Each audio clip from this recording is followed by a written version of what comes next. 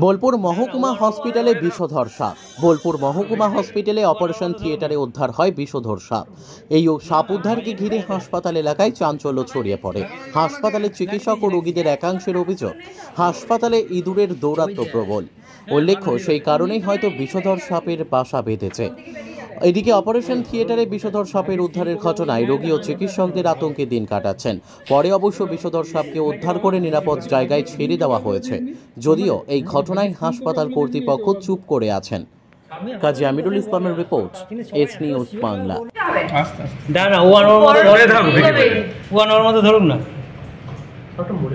না না ভয়ে ঢুকে আছে। সবাই দেখছে, লাগানো আছে, লাগিয়ে দিয়েছি এ ফুলটা টাকা করে নেই তো ওই যে হ্যাঁ ভালো হলি বটে, এইদিকে বেরিয়ে যাবে, কিন্তু কোন দিকে বেরিয়ে যাবে। ওই ভালো হলি বটে। আগে স্কিন কোবরা বলে দিই। হ্যাঁ তো 100% হলো ভালো নাকি মামা? বলছি ভাগ্যে স্কিন কোবরা বলে দিসনি মামা রে? বলছি ভাগ্যে স্কিন কোবরা বলে দিসনি, এই সৌভাগ্য। আমি অলরেডি প্রথমে বললাম, কিন্তু সবাই এত শিওর ভাবে বললেন আমি চুপ করে।